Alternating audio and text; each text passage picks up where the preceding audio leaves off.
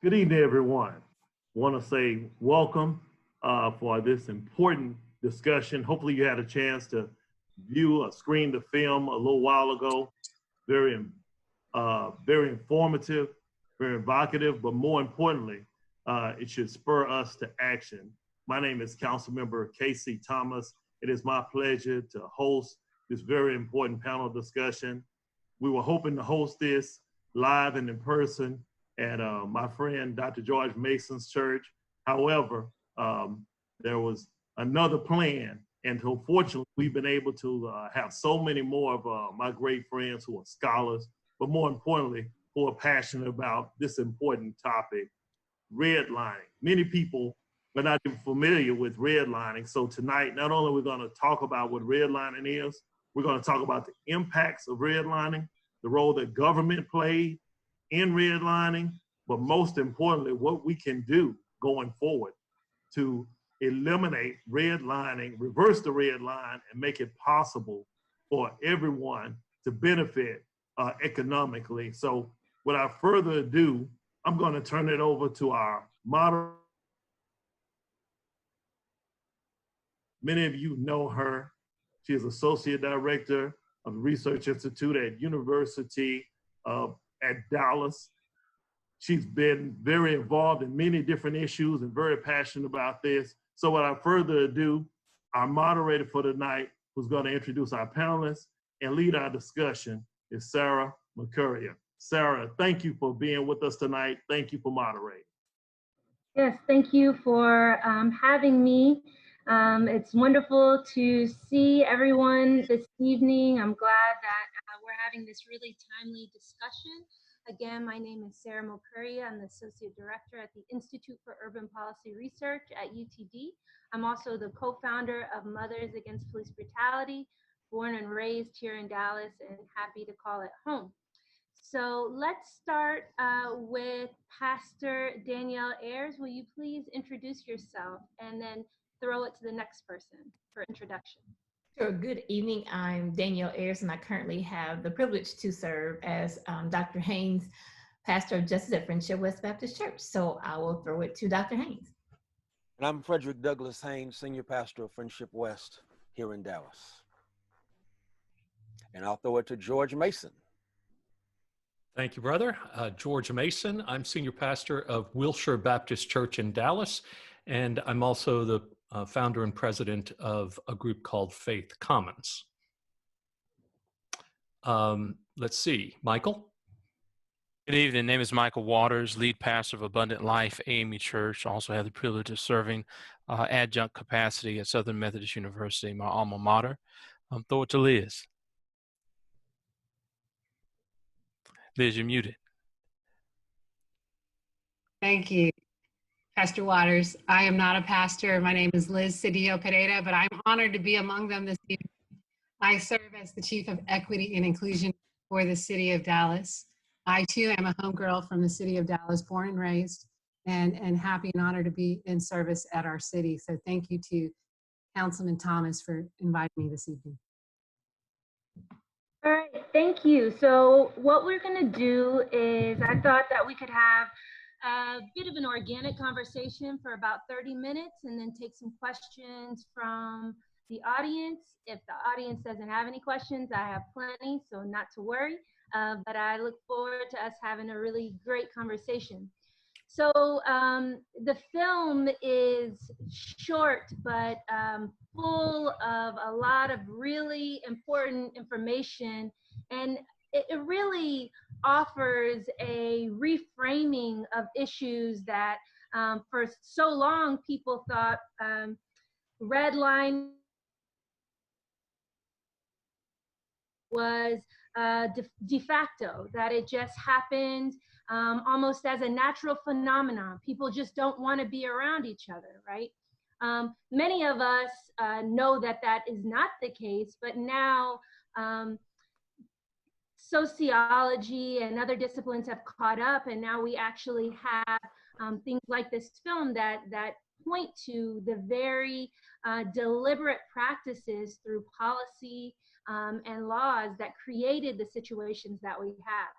So, you know, I've been thinking about, as we're all here in quarantine, in the midst of a global pandemic and a looming economic crisis that many are saying is similar to the Depression, if not worse, that this film deals with some of the laws and policies that came out of the New Deal, which was part of the attempt to restore the country after the Great Depression.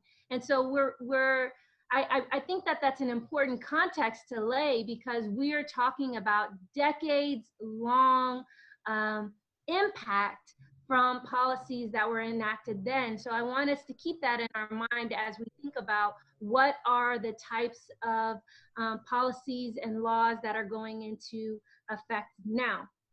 So without further ado, folks, the film talks a lot about how these policies and practices at the federal, state, and local level, and use cities like Austin, Chicago, New York, LA for context. But localize it for us, if you will.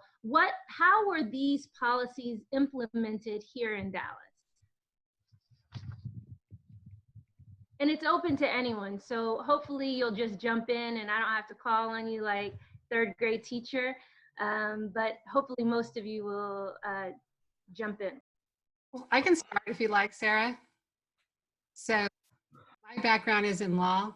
I went to law school at SMU and took my first critical race theory class, the first that was offered at SMU as a student there, taught by Professor Darren Hutchinson, who's now in teaching as a scholar in Florida. But we decided that how we were going to approach this class is to look at law with a critical lens, a critical race lens. And one of those issues was the issue of historical redlining in cities across the United States. And the film does a great job of posing the question, how is it possible that every major city in America, coincidence? Well, we know, having seen the film, having read the book perhaps, or even having lived experiences of it, or being a part of the legal community as I am, that it wasn't coincidence, that it was this issue of segregation, of redlining, was an issue of law and policy. And so laws and policies were developed. Dallas's first redlining map was drafted in 1937. It racially and economically segregated our city into a north-southern pattern that has grown actually not less stark, but more stark today. I think there's one family's experience that really encapsulates all of this. Southern Dallas family, the Sheltons, 70 years ago this month, their home was bombed. On the same day that they moved into that home, on May the 8th, 1950, Robert and Eliza Shelton moved into a home off of Pine Street. And their whole story really encapsulates all that we know about redlining. For one, they moved into their first home because they had been residents in a boarding home. And those were some of the only rooms that were made available to some Black families at the time. And it got to the point where it was overcrowded. And so they sought a space for their own. The second part of the story that's also emblematic of redlining was that they were unable to receive the capital funding necessary to purchase that home from the banks. And so Mr. Shelton had to borrow the down payment from his boss. And then again, on the very same day that they moved into that home, that evening, a bomb was exploded that blew out the entire back of the home, seriously injured Mr. Shelton. Courageously, they stayed in that home and rebuilt. But Ms. Shelton at the time went on record to suggest that the bombings were a regular occurrence in South Dallas, that this was not happenstance. In fact, they had some expectation that harm might come to them. And I want to put that dynamic of racial violence in South Dallas and connect it to the local cemetery off of Oakland, because there in that cemetery lie the bodies of Alan Brooks, who was lynched in downtown Dallas, in 1910, as well as the body of Santos Rodriguez, who was lynched in Dallas in 1973. And so we can't really tell this story about redlining and about all of the effects that have happened without also rooting this dialogue and this conversation in the gross racial violence that has been a part of Dallas since its inception. That this is still the city that boasted the largest Ku Klux Klan chapter in American history, that this is still the city to this day that the primary after our grand wizard KKK mayor, Robert Thornton. And so all of these realities and dynamics we have to talk about, because I believe that racial violence still, believe it or not, informs the ways in which we situate ourselves in the city.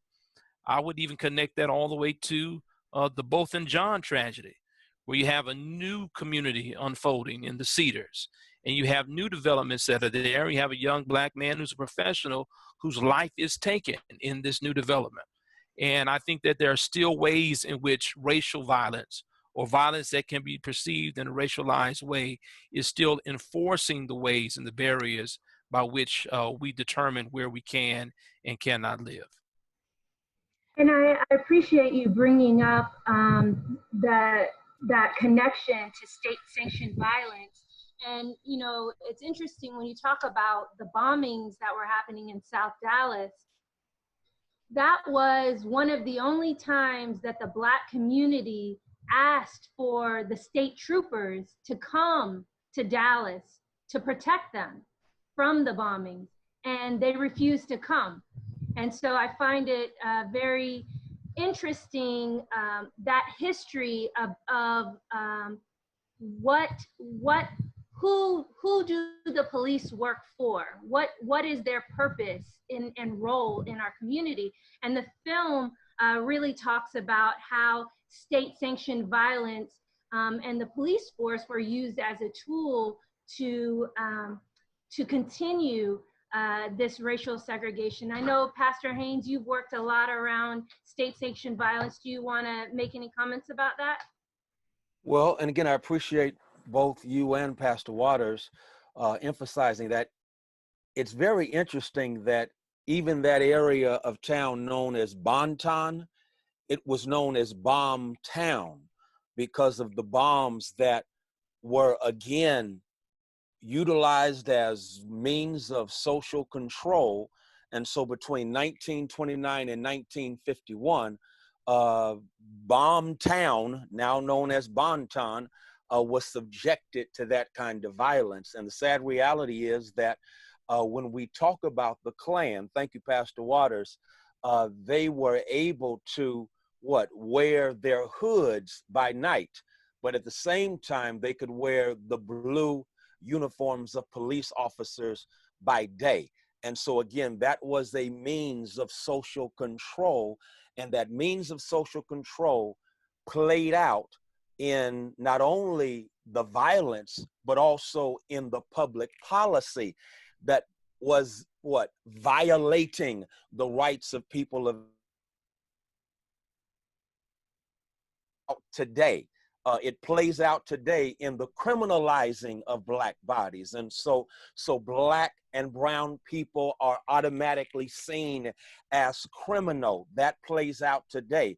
It plays out in public policy in terms of, again, the divide, as Liz said, between North and South. Something hit me a few years ago that messed me up, Councilman Thomas, and that is $2 billion per year goes from the South to the North side of town. And that has deep roots in the New Deal in Dallas that was really a raw deal for Black people. Pastor Mason, what do you have to say about this? Reverend Dr. Mason, I know you have some thoughts. I can see it on your face. Oh my goodness, where to even begin?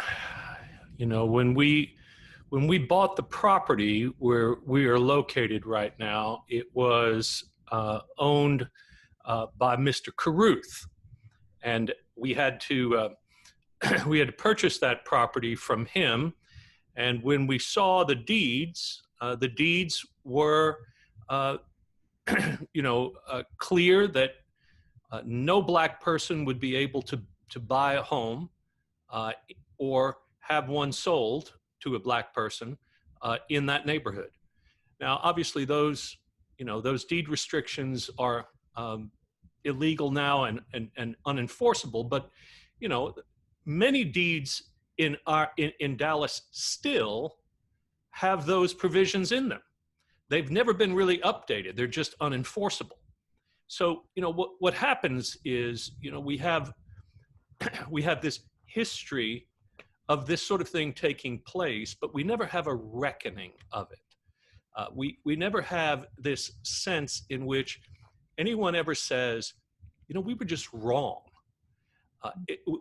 We have intentionally segregated our city, and we have been part of an American story that has continually found ways of advantaging some people and disadvantaging others. And so it seems to me that what has to happen here is what's happening tonight and what's happening because of this film and this book and the national conversation. If we're spiritual leaders, we need to call on our nation and our city to repent. And we know biblically that repentance involves restitution. It involves making things right. And that means that we have to begin to look at not just the honesty, the commitment to say it's not enough to say you're sorry. It's necessary to begin to change the narrative, to say we will not be a great city until we're a great city for everyone. And so I think we need the political will. We need to convince people that this is a matter of what it takes to live together in public is to be just. Well, I thought we were going somewhere else, but that was so powerful. It reminds me of a quote from Malcolm X, and this is his birthday weekend or birthday week. We're in celebration of Malcolm this week, but one of the things that he said is, if you stick a knife in my back 9 inches and pull it out 6 inches, that's not progress. If you pull it out all the way, that's not progress. The progress comes from healing the wound that blow made. They haven't begun to pull the knife out. They won't even admit the knife is there. And so that really connects, in my opinion, to what you were saying in terms of repenting and the need for acknowledgement. Danielle, what do you think? Yeah, thank you so much. I want to pick up on Dr. Mason's comment, because I do think when we look at the film tonight, for me, I go all the way back to that we are coming in on the middle of the story, because, we are talking about 300 years of race-based policy that has really dictated not just where Black folks live, but how Black folks will live. And so I think it's very important to, as we talk about public policy on tonight, that we don't look at it as race-neutral policy, that because if we're trying to disrupt and upend a current social structure that we know has been detrimental to Black people, we have to name it and own it, and not do it in a race neutral way, because it's race-based policies that we're trying to undo. So I think that's important. And I think what Pastor Waters and Pastor Haynes has said, I think we're talking about place and placement of Black people, and place really matters. You think about Dr. Williams. I think about Dr. Williams of Harvard, who has a presentation that he's done throughout the nation and even in a global context, where he talks about, your life expectancy is more determined by your zip code than your genetic code, right? So what he's saying is that place matters. Not only does place matters, but place links to people. In the context that we're talking about tonight in the short film is discussing the placement and the link of Black folks. And where we find predominantly Black communities, we can predict then health outcomes, income levels, insurance scores, access to quality of food, clean air, fresh water, city services, education, et cetera, et cetera. So to me, that the government has to take accountability to fix it, right? Not accountability to offer an apology, but to fix it. And I think to pick up on what Reverend Mason is saying, it's a form of reconciliation, but it's not like a cheap form of reconciliation. It would be what Dr. Bozak and Curtis Paul DeYoung says, that reconciliation is real, radical, and revolutionary. And in terms of revolutionary, they are saying that there has to be a shift, a change in the economic, social power relationships, that you have to upend the current ideology that upholds these structures, policies that continue to create trauma and really death-dealing environments for predominantly Black neighborhoods. Because we look around every day, of course we can see the state-sanctioned violence when we're shot down in the streets, but we also have to look at the ways in which in the suites we are being killed just as much. So we look at Flora Farms over in South Dallas, where you have Blue Star Recycling Company that has dumped over 198,000 tons of toxic shingles literally right next door to Marshall Jackson's home. And nothing has been done about that. And so people there are dying slowly because of the environmental hazards that have been placed there. And she herself has talked many times publicly about the number of medications she is now on. So in the midst of COVID, when we're talking about Black folks have all these underlying conditions that make them more susceptible to dying from COVID, it is not because of eating fried foods, drinking liquor, and smoking according to the Surgeon General, but it's because of these type of environmental injustice issues that create these underlying conditions. So for me, I think Dr. Mason is right. It's not only repenting, but it is really doing something about that. It is, how do we upend the current social structure where it's a more just system? And that's gonna call for a release of power. It's gonna call for a new paradigm shift in how we view power and how we view shared power. And so we have to keep the focus on what are the structures we are going to upend and recreate, so that we can really, he's talking about reparations, right? So reconciliation is also reparatory, and that, you know, what do you repair which has been broken? And the film has brilliantly laid out the ways in which Black communities and families have been disrupted, lives disrupted and upended through very much race-based policies. And so what do we do to not only acknowledge, but then to repair that which has been broken? And I appreciate you giving us that analysis, and also calling out Shingle Mountain, right? Because that is a current legacy of these deliberate policies and practices on the city's part. And so I think a lot of times when we talk about things that are difficult, like segregation, racism, we often talk in historical terms. It gives us the opportunity for acting and taking and seeing how decisions are made. So Shingle Mountain is absolutely one of the legacies. What are some of the other things that you all see as current legacies of these deliberate policies and practices from the past? I'm very appreciative of what Pastor Ayers said, and really we can root this in current data.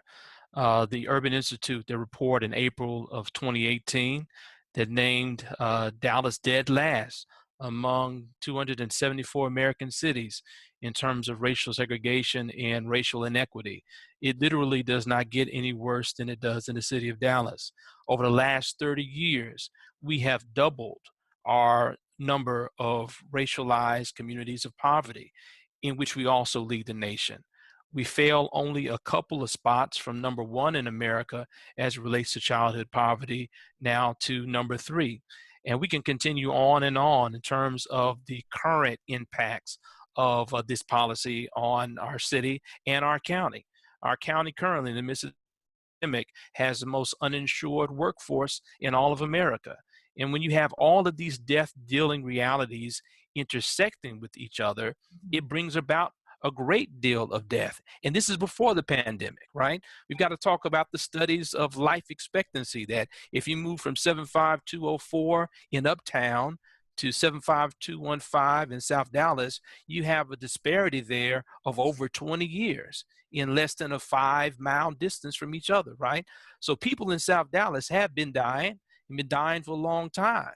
But now we intersected with the pandemic, where housing insecurity becomes all the more of a challenge, lack of access to medical facilities, which is intentional, medical apartheid, food apartheid. All of these realities have now meant that if you place that 1937 redlining map on the table, and then you put on top of it poverty, racialized communities of poverty, and then you put on top of it the areas that are most impacted by homicide, and then you put on top of that childhood poverty, and now you put on top of that the reports we receive every week concerning where the outbreaks of COVID are the greatest. It's the same map.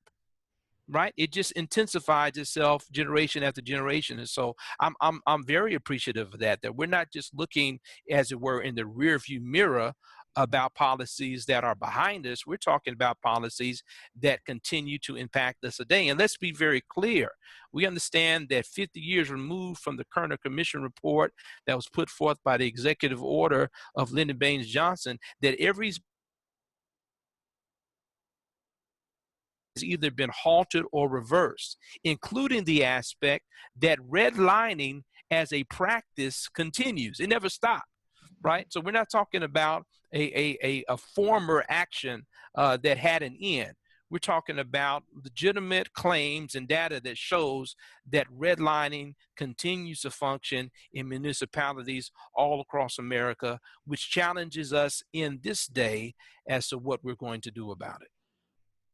Well, the questions are coming in. People are really excited. So I'm going to pepper in some of these questions. A lot of them are some of the ones that I have as well. Sandy asked, what are some promising anti-racist policies that the city of Dallas could enact to reckon with and start to solve the legacy of racist housing policies? And Liz, I'm going to start with you as the Chief Equity Officer for the city of Dallas. You're muted. Thank you, Sarah. And thank you, Sandy, for the question and for tuning in tonight. I feel like I'm gaining so much just listening to the thoughts and the insights from my fellow panelists. So I hope that everybody who's listening in is feeling the same way. I think that to the point earlier, Sarah, you raised about modern day impacts and looking at what we can do to remedy vestiges of yesterday. We do have a climate action plan that the city's developing, and it is going up for council review actually this month, and it has a policy in there in action to ensure that new industries are an appropriate distance away from neighborhoods, that the city is going to be reviewing and potentially amending zoning standards. And in fact, our Office of Equity is working with our Planning and Urban Development Office to look at zoning with an ethical lens, an equity lens. And so those are a couple of the outcomes. We have started now a budgeting for equity analysis that the Office of Equity oversees. And so it started as a pilot last year where less than 10 departments participated in.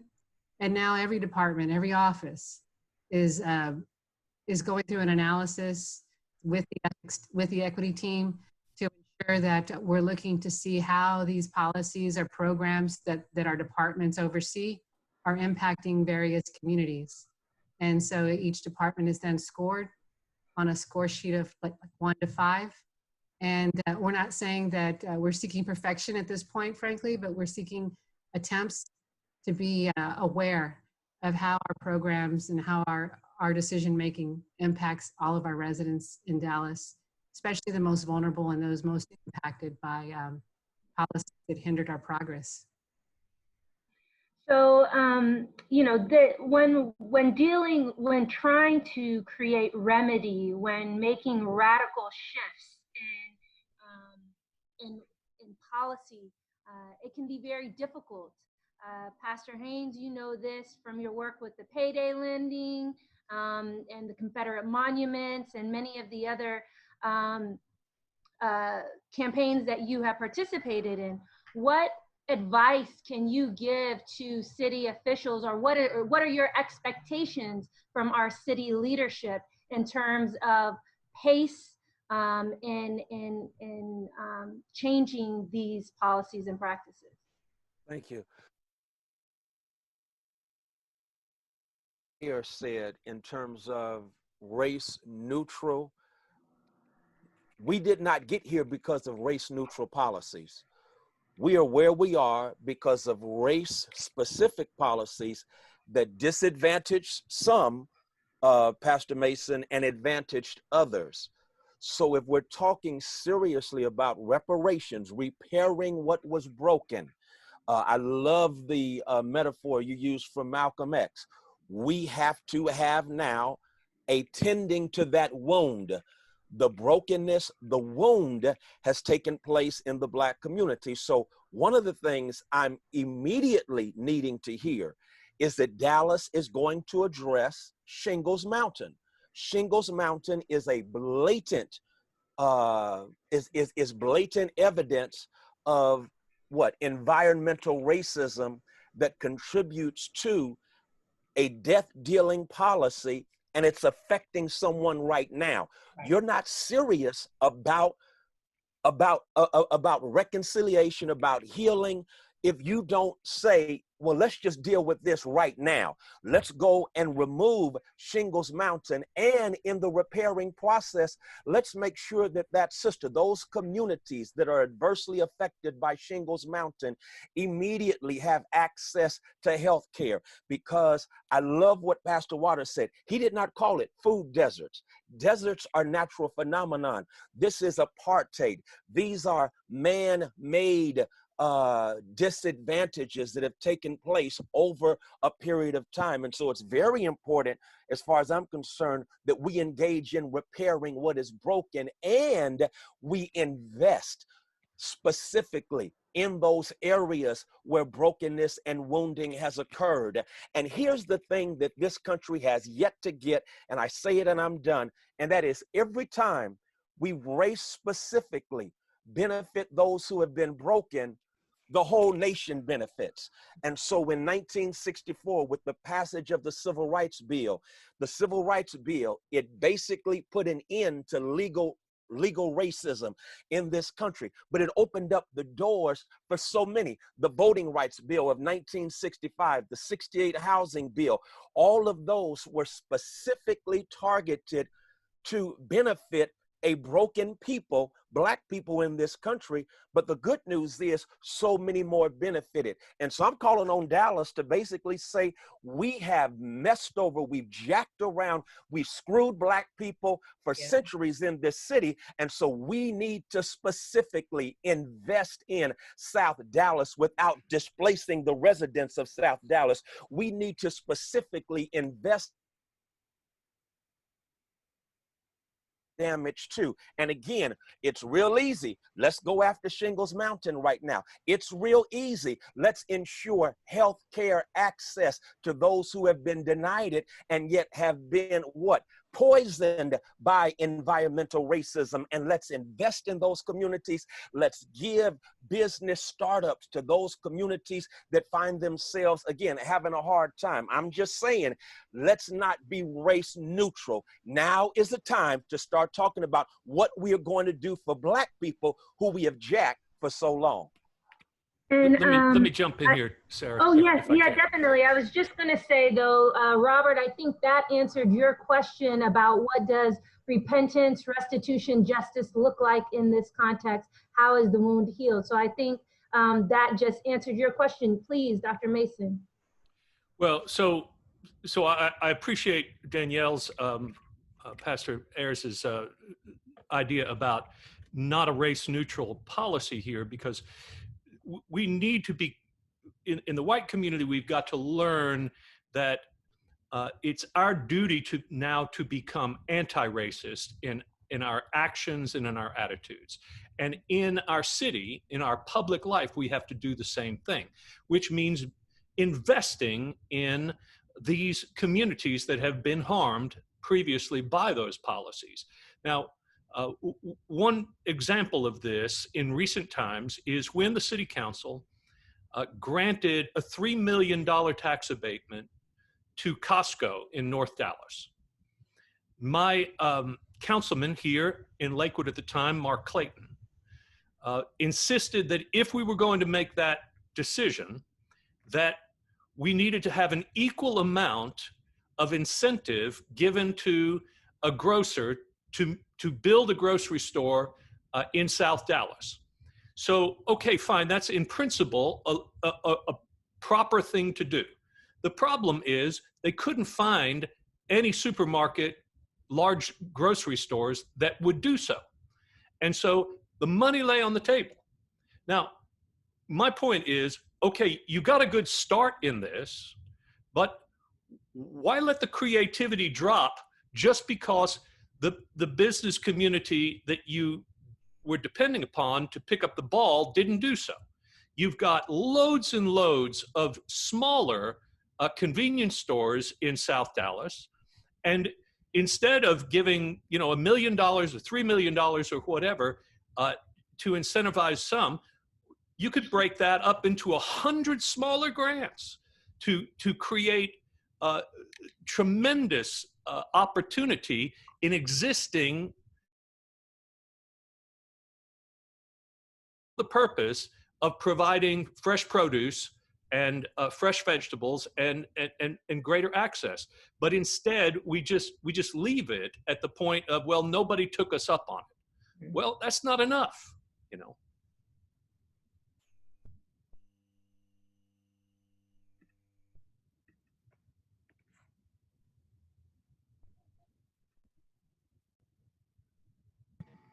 Like we may have lost Sara, so I'm gonna pinch hit and play moderator until we get her back. Great discussion. I think a lot of excellent points have been made. Next question would be, oh, Sara's back. I see her coming back. Well, I'm gonna go ahead and throw a question out while she's getting in. I'm back. Sorry about that. Okay, go ahead. And I like, it was the worst moment. I hope you all didn't hear my colorful language when I was going out. But Dr. Mason, I appreciate you bringing that up, because I think that that's a really good point. We still hear about deals in terms of economic development, in terms of the investments that we're getting for companies like Uber, right? Or the privatization of Park, or $100,000 to luxury grocery stores in Oak Cliff, where there are parts of Oak Cliff who are living in apartheid, right? So what do you all think is the missing ingredient right now in terms of from political leadership and from city staff that we're not making those different decisions that you all are speaking towards, right? Well, I want to acknowledge one initiative of the city that I utterly found disappointing, that I initially joined on with in good faith based on how it was presented.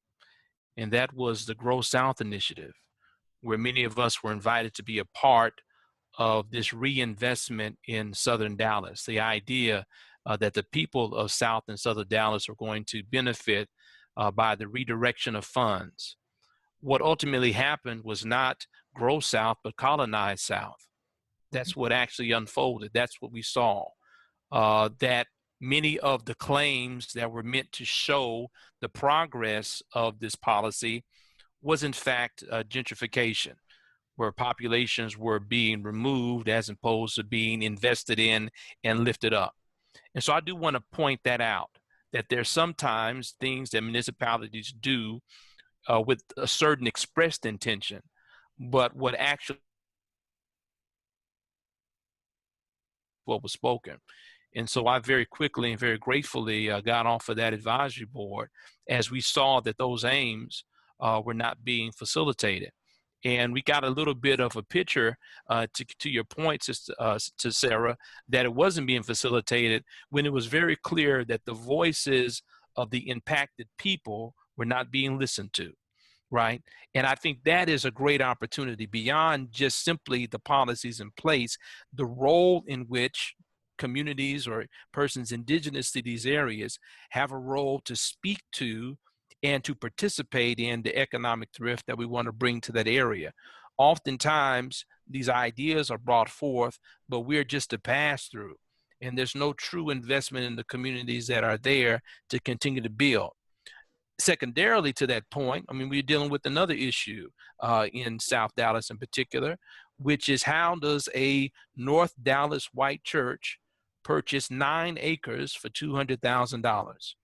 That's something we've got to wrestle with even to this day, particularly when for a multiplicity of years, there were a number of groups within the community that expressed interest in that property to make it be something for the benefit of the residents of South Dallas. And that's problematic, right? So we're talking, again, to your point, and I'm grateful that we're having this conversation, to your point, is that we're not just looking in the rear view mirror back, right? We're talking about what is in front of our faces today. And the challenge that I have found in my time in this city is that we are very gifted in studying ourselves. We're very gifted in giving the data points from the study.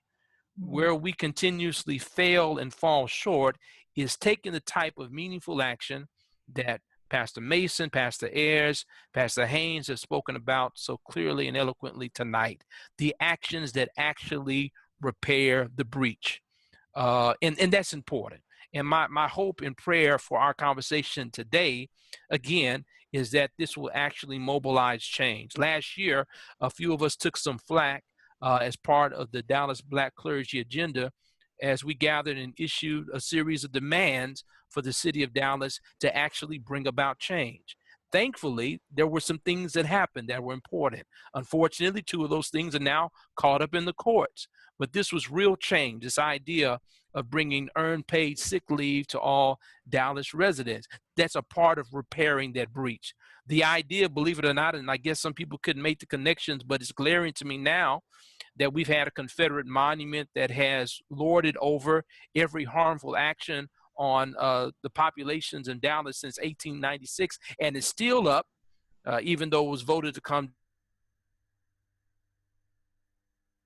This is iconography from our landscape, and then also the work that we did in terms of that was done and instituted, building on the work from years before for the Citizens Police Review Board, right? Those are actions, I think, that all speak in one way or another, believe it or not, to this legacy of redlining. But let's be clear, that was not gifted to us by the city.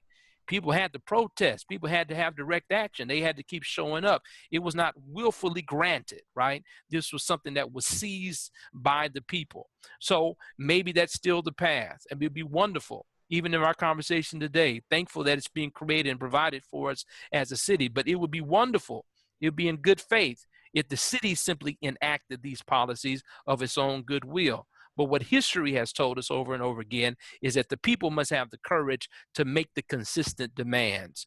And maybe we're having to do that still today. Time will tell. And Liz, I want to give you the opportunity to give us pull the veil back a little and tell us about some of the constraints that you as a city staffer face in trying to implement policies, that the types of policies that we have been talking about today. Thanks, Sarah. And I'm thinking about what Pastor Waters just said about the civil rights movement and the courts and social justice and power. And I think that history reflects that they all work in tandem together. And so I would just like to say that it is the City Hall is the city square for these ideas to be voiced and to be articulated and to be demanded in some instances. I was present that day when the pastors came together and gave the issue points that they wanted to see happen in our community. And it was impactful, you know, quite transparently. I want to say it was impactful for me just to be present, to listen to those concerns. And I know that bureaucracy moves much slower than we would want it. But I can say that, and just give a shout out to Councilmember Thomas, who's been working on these issues since I got to the city, and I'm sure well before. The resolution that he championed for equity and for an equity office, the data points that were necessary to lay a predicate for its importance, and having our first equity officer and our equity team and the city manager also believing in this, and then some policies that came into play.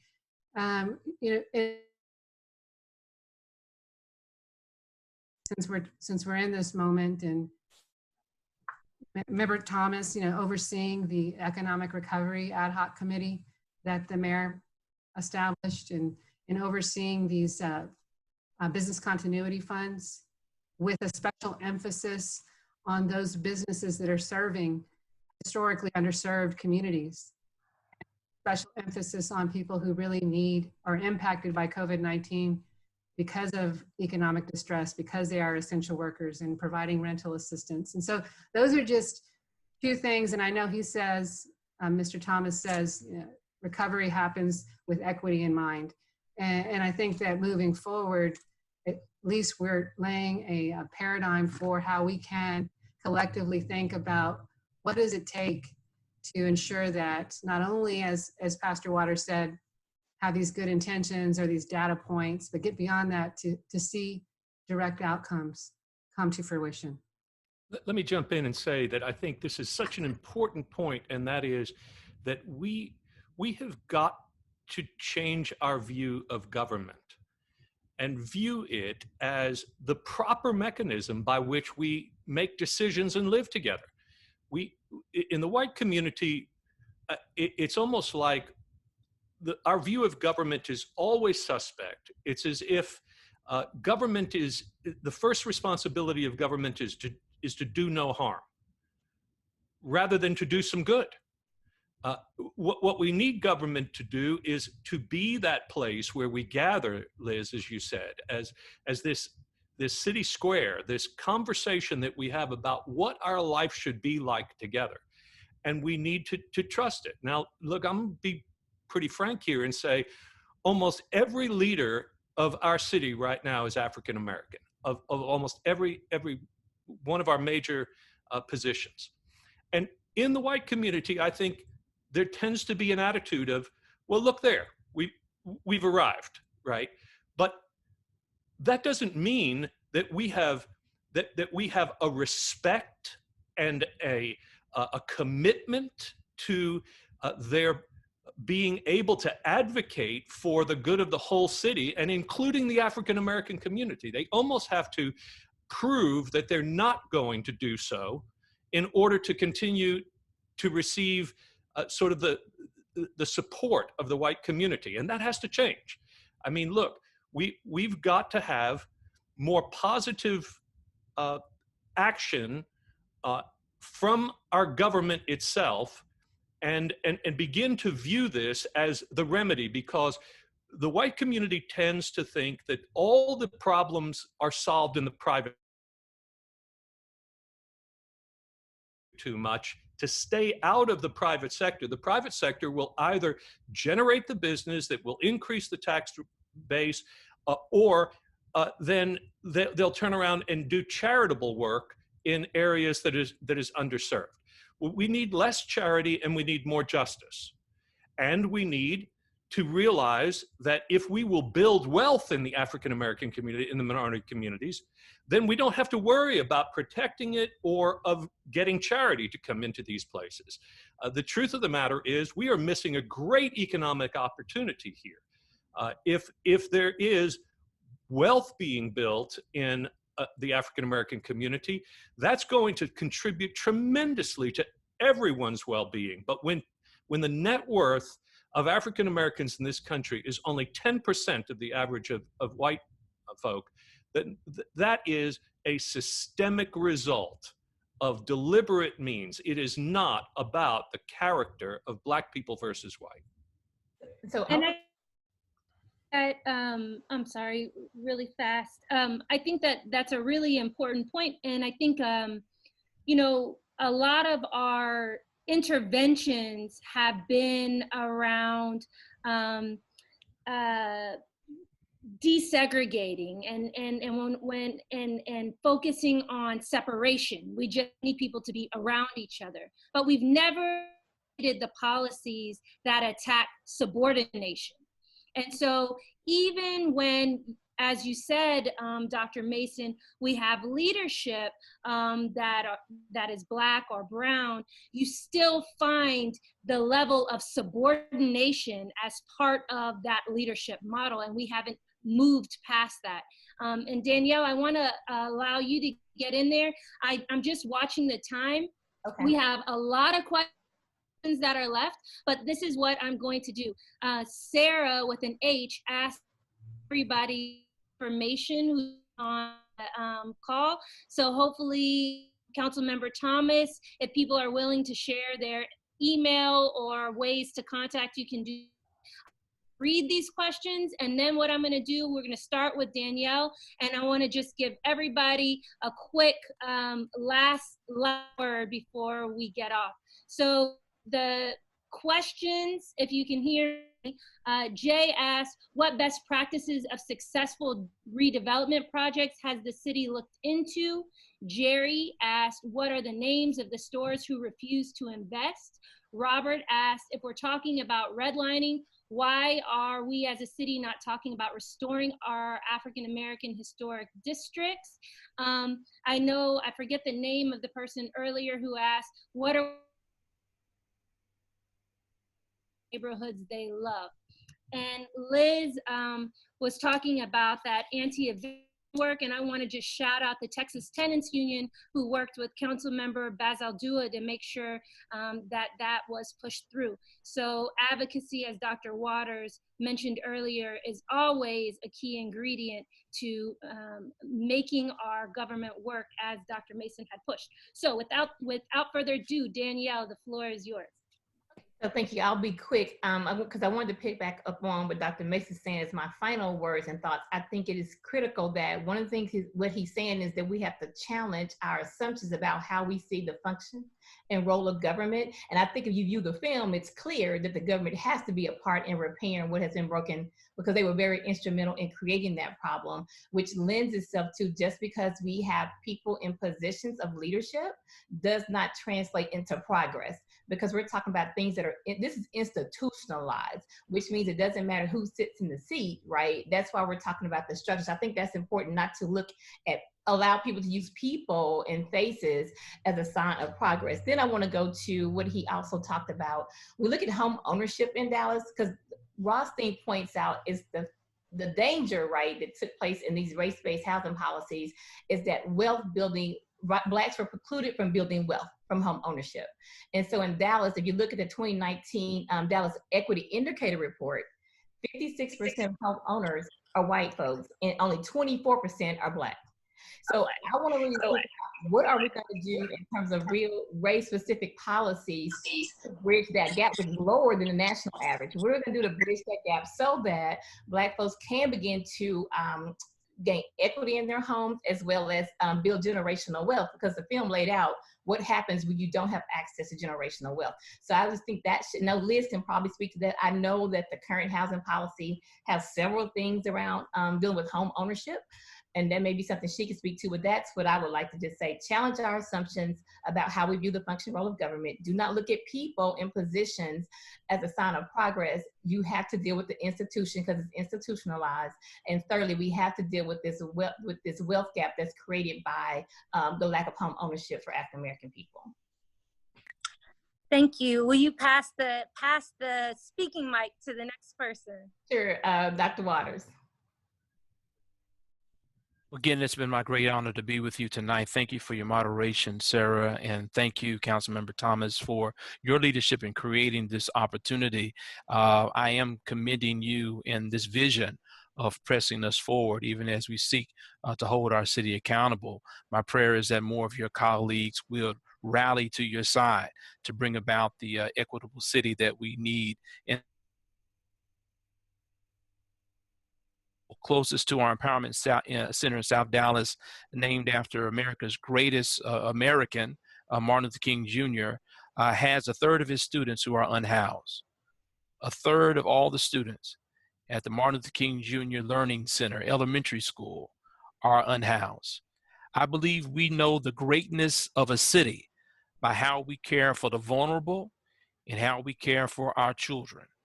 And to me, that speaks more to who we are as a city than any skyscraper or bridge that we can build. The children, their care, their concern, making sure that they have what they need, not just to survive, but to thrive. And even in the midst of this COVID pandemic, my heart has been broken a number of times as we've been made aware of children in our community who have been infected by the virus. The question that I'm asking is, what are we going to do today, right now, to ensure that a generation from now, we're not sitting around holding these same conversations along these panels, but that the young people of our city are able to grow up under the care and concern of all the residents of the city to live into a new reality. I think that's the genius of Dr. King, to envision a world where his children had an opportunity to live in a better reality than the time in which he lived. That has to be our ultimate vision. A lot of this work is not going to be accomplished overnight. I have no imagination that some of these things are going to be solved within the next week. But if we start now, and if we start faithfully now, and we do our work, by the time my children are my age, their children, a better community and city in which to live. Again, thank you for the opportunity to be here tonight. Will you pass the mic to the next person, please? I sure will. My apologies. I'm going to you, George Mason. Well, thank you for the opportunity to be with you. Obviously, it's daunting to think that, I'm the only white person in the group. I can't represent all white people, obviously, but I am honored to be trusted to be able to speak with you all in this way. And I think that really goes to much of what we've been talking about tonight, and that is that what we're after is integration. We're after true equity, and that's not going to happen without relationships. What I have learned and how I have felt increasingly committed to speaking about these matters is a product of my friendship with people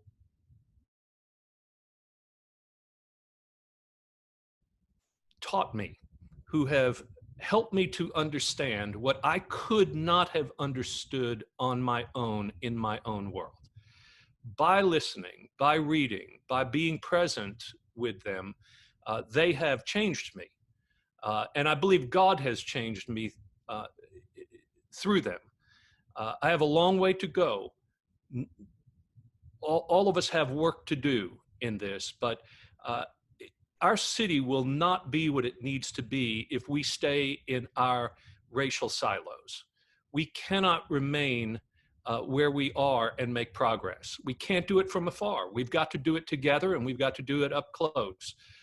And that requires that we carry the burden of one another around with us so that we act justly, because we know that we always, every action we have impacts everyone else. So my prayer for this is that we will continue to grow in our understanding and in our relationships so that we can change things deeply and systemically, and we can actually have that beloved community here in Dallas that would be a great witness to the rest of the country. Liz, I'm going to take it to you, and we had another question come in for you.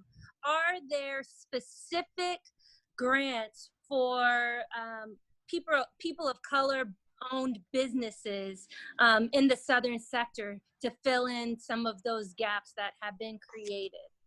So that was one of, the questions keep coming, but that one was directed specifically to you. But again, you have the floor to for your final comments. Yes, thank you, Sarah. Thank you for that question, whomever it was. I invite you to contact us at my personal email at the city or one of the offices that I oversee. It's called resilience@dallascityhall.com, resilience@dallascityhall.com. If you have any questions or want to give some comments about our work and how we could do it better, please do give us an email and let us know how you're feeling. Speaking of the Business Continuity Fund that I mentioned earlier, that Councilmember Thomas oversaw that process for, it included grants as well as loans. And frankly, it closed, but I don't know if there's any funding still available in that, but I will find out. So whoever it is that asked that question, would you please email me and I'll get you that information right away. But that is, of course, limited funding.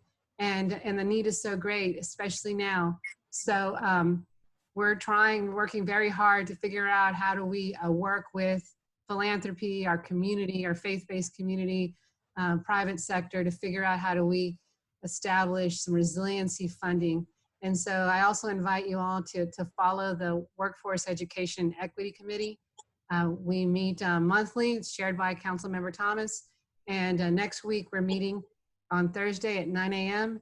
We're going to be discussing some of the issues that have been raised this evening: internet access in our communities, food security, healthcare access, health equity, and a number of other issues. So I hope that this is the conversation starter and that we continue the dialogue. Thank you. Thank you. So Jerry and Jay, please contact Liz's office directly. And Pastor Haynes, final word. Thank you. Let me express my appreciation to Councilman Thomas for having is that the rest of your colleagues will not only have this kind of courage, but also dare to view the video that we were privileged to witness, because Jeremiah Wright is so right when he says you can't fix what you won't face. He's remixing James Baldwin, and the sad reality is that Dallas needs to face an ugly racist history that has informed her present reality. And so what we see in Dallas right now is not the result of bad Black behavior. It's the result of a history of racist policies that have targeted for disadvantaged Black people, as well as in many instances, brown people. And so if you're going to fix it, you have to face it, and you have to face it honestly.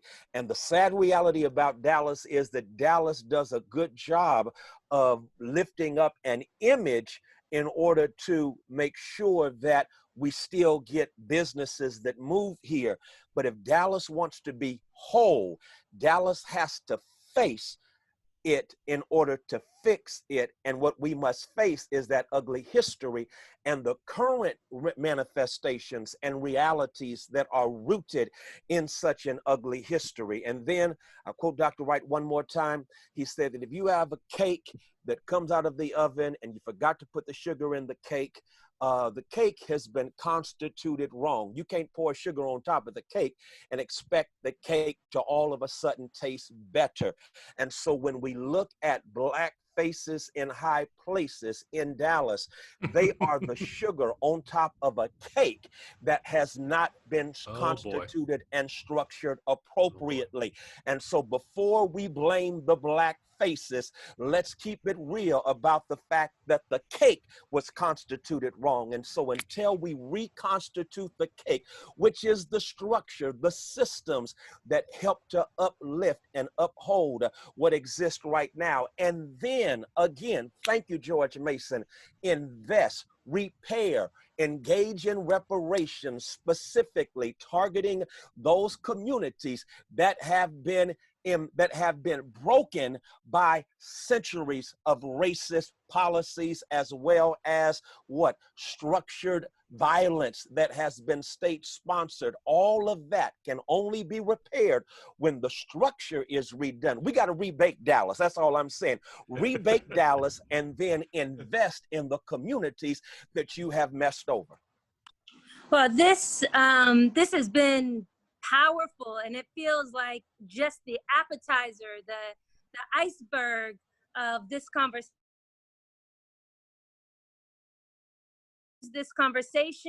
and not only continues the conversation, but in action shows us a different way and a different path. I want to leave us with a quote from Frantz Fanon, and I'm saying it from my head, so it's a remix. But he says, "It is the duty of every generation, out of relative obscurity, to discover its mission and either fulfill it or betray it." And I think that that's something we all need to carry in our hearts, especially as faith leaders, as policymakers, as policy implementers. Are we fulfilling or betraying our mission? And so I want to thank all of you. I want to thank Councilmember Thomas for hosting us. And it's been a wonderful evening. I've had some technological issues, so I apologize for that. But I appreciate spending this quarantine time with you all. Well, Sara, I want to thank you. You did a magnificent job as moderating and setting the tone for this conversation. I want to thank each of you for agreeing to serve as panelists. This is being recorded. We will get the link out to each of you as soon as it's available. I want to thank Justina and her organization for hosting this platform, making it available to us to be interactive. My takeaway is simply this. At the end of the day, we're only held accountable for what we do on our watch, but we are held accountable for what we do on our watch. And when my watch is over, I want to be able to say I was able to effectively utilize and move the levels of government for the least of these to be the best of these. And so that's why I'm committed to this work. That's why I thank you. Something I want to give, and this is a charge of action. One of the most important jobs and responsibilities that we have as council members and as policymakers is the budget. We've got to make sure that this budget is not repaired on the back of people who live in Southern Dallas. This is something that all of the council members who represent Southern Dallas are advocating about. It's no secret. We're not being quiet about it. We're going to be calling upon each of you and those that you represent, those that you lead, to stand alongside us in advocating for making sure that we have an equitable and just budget where we make sure that those who need these resources are able to get these resources at charge. And so Sara and Mercedes Fulbright, I know she's watching or will be watching, did a tremendous job leading that effort with our budget, our city, and hopefully they'll be re-engineering that movement, getting it back going again. Danielle, Pastor Haynes, we hosted one of our sessions at Friendship West, as a matter of fact, where we talked about reimagining public safety and our budget process. And so I encourage everyone that's watching, everyone that's listening, let's not let this conversation only be a conversation. Let this conversation lead to action that makes a difference in how we institute policies and how we form the budget here in the city of Dallas. So I'll close out. I say thank you, everyone, and let's stay safe, stay healthy. In my opinion, stay home unless you feel any way different. Thank you so much. Amen.